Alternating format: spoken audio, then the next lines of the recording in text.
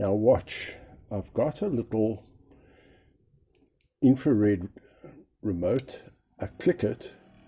Notice how the fan comes on. This starts flashing and that LED comes on. It tells me that I've now started charging everything. Press it again. Fan goes off. This stops charging. That little LED goes off. So here we have our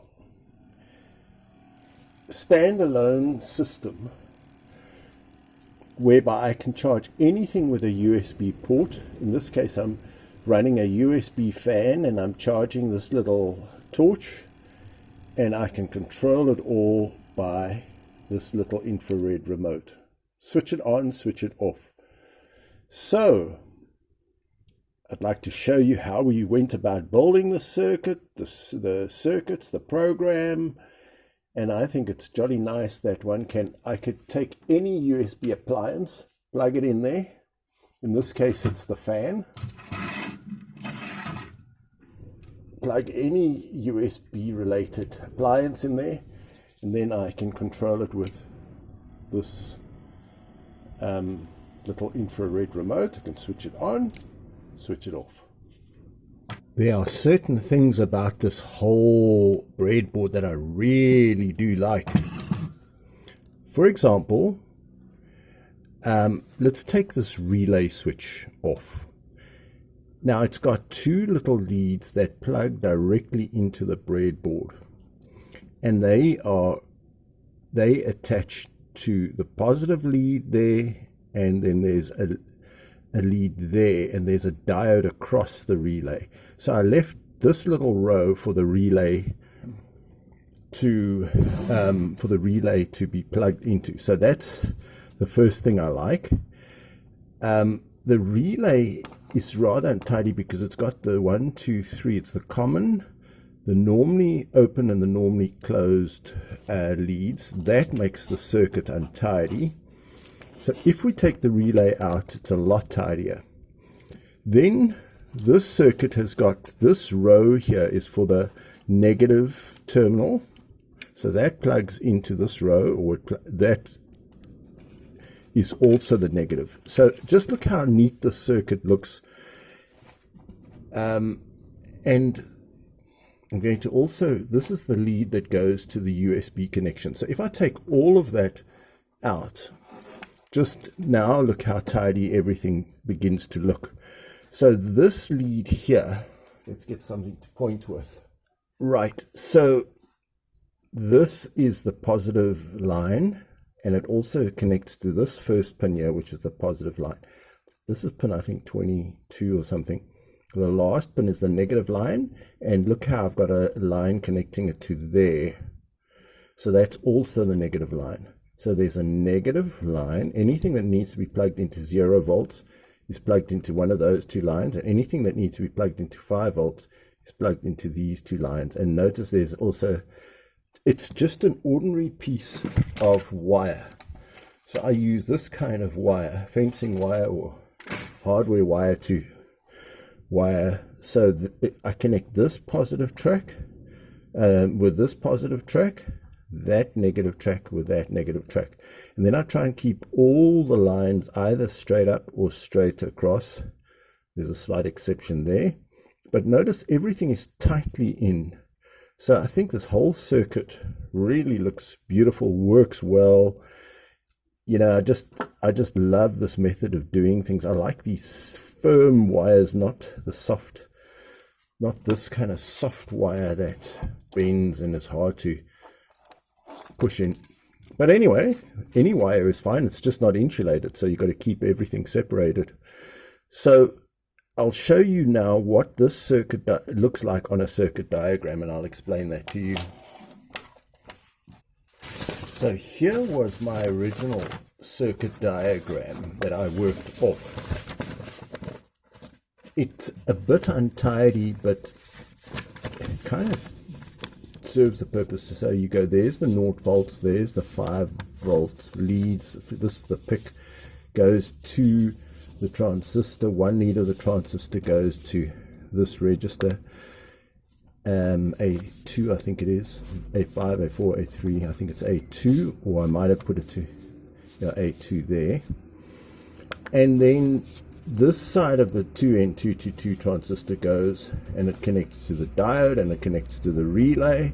So I just followed this. The diode then goes to the 5 volt and this side of the relay goes to the 5 volt.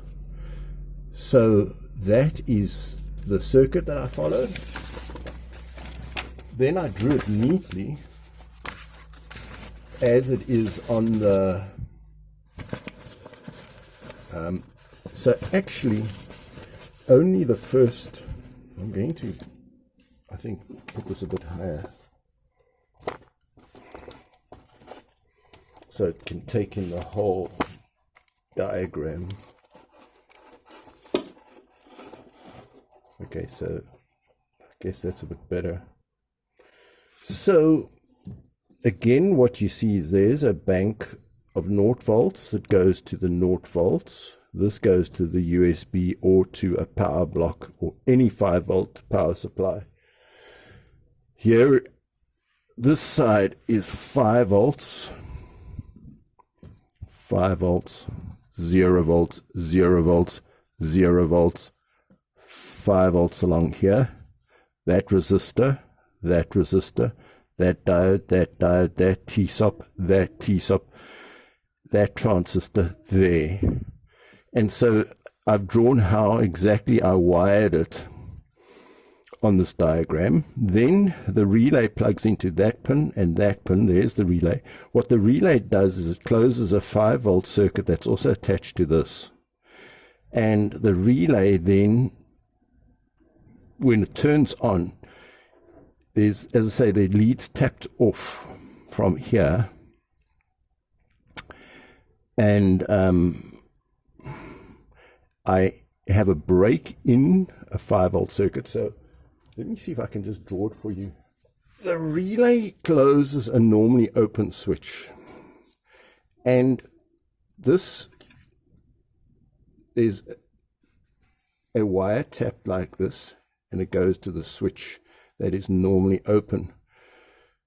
But when it gets closed, it then goes to the USB cable. And so that closes it, and then I tap off this and then it goes to the negative of the USB cable. So this relay closes the switch there, the USB gets the 5 volts, and then this goes straight to the USB. There's no connection, there's no break or anything. So there's your 2 wires to the USB, and then the USB powers the fan. So as long as when the relay pulls the switch closed, then it closes the circuit and the USB gets power and that switches on the fan. So that is how the electronics works. So here is our C program on MPLAB to program the PIC16F690 to detect a 38 kilohertz signal, which my remote gives off. It's a continuous signal. I use a static character that is going to be a toggle character. I'm going to toggle the bits of it. I set all these things like the watchdog timer, whether it's copy protect, brownout detection, and so on. Then we set the internal oscillator to be the clock that we use. So you just copy these instructions. Then tris A is the tri-state of the A register. We set it to output, output, input, output, output. All the O's or zeros are output. All the 1 is the input. So on register 0, 1, 2, it's an input, the rest are outputs. We make port A to be analog by making it 0. Port A is output.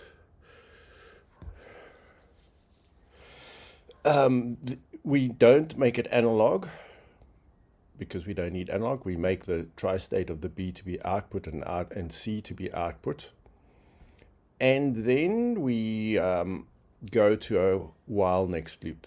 not much is happening here. We detect if there's a TSOP reading on register A2. If it's 0, meaning the TSOP is pulled down by the signal, we have a count. So we just count how many times it's pulled down. If it's pulled down for 500 times, we know that our remote has been pressed.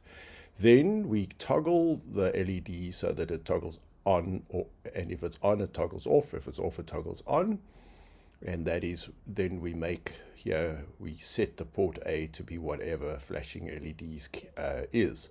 So this then toggles both the relay, all these pins toggle the relay and the LED. So just to make it easier, we toggle all the bits of the of this particular character. And that's all there is to this particular program. I'm very interested in electronics. I'm interested in programming computers. I'm not very good at either of these things. In fact, there's not too many things that I would consider myself really great at, but I do a lot of things and I'm interested in a lot of things. You know, we have a youth unemployment in South Africa of over 40%, you know, the students who leave school. They just cannot find anything to do. Now, suppose somebody was interested in electronics. What would they do to go about getting a career, supposing they couldn't go to university or the technical college? You know what I would suggest doing is find someone who does electronics. If you think you've got the slightest interest in it, find someone who does electronics, say like an amateur like myself, and then go and ask them if I can sit around and play with electronics with you and do projects. And you're going to find someone who's going to allow you, especially if you're a halfway decent person and you show an interest and people like to help students, and maybe you could just produce a product that you could sell or start your own business or something like that. I'm very lucky. I developed the interest in electronics and then my son got interested in it. I was interested in programming. He got interested in it.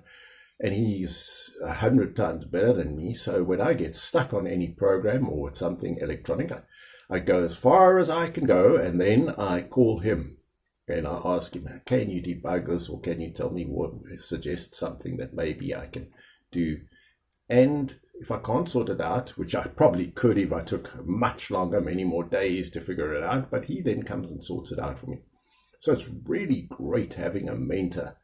I don't think I would have been able, well, I have been able to program these little micros by myself before my son became interested, but you know, it was a bit of a schlep and it took a lot longer to debug, and it's just so much nicer having someone who's an expert around to ask them when you get stuck. So let's suppose you weren't interested in electronics. If you think you could have an interest in building, go to the nearest person who's building a house and say, look, I'm going to come and work for you for nothing. I'm just going to pitch up every day. I'm going to lay bricks. I'm going to do plumbing. I'm going to do electrical. I'm going to watch and learn, and just, you can have my labor for free. But you know what? Even if you haven't got a job, someone's going to see that you are a reliable person of good character. You pitch up every morning on time. You don't cause problems. You've got a nice personality, whatever. And they're going to, even though they may not pay you for a month, they're eventually going to say, hey, this guy's actually pretty good. I could use him. I think after a month, I'm going to maybe employ him and pay him. So that is what I would suggest to all the people who are unemployed. Just try something. You may hate it, then try something different. You may hate that, try something again. Find something that you could be halfway interested in. You don't need a university education to do it. And then find somebody who does it. And then go and offer your service to help them for nothing. And then when they see that you're a great guy, they're going to employ you. Or you will become part of their interest, their group. They will help you. You will become maybe part of their company. So that is what I would suggest, that anyone who's starting out with something, they've got nothing to do, they don't know how to start, they don't know where to find help, attach yourself to someone, get a mentor.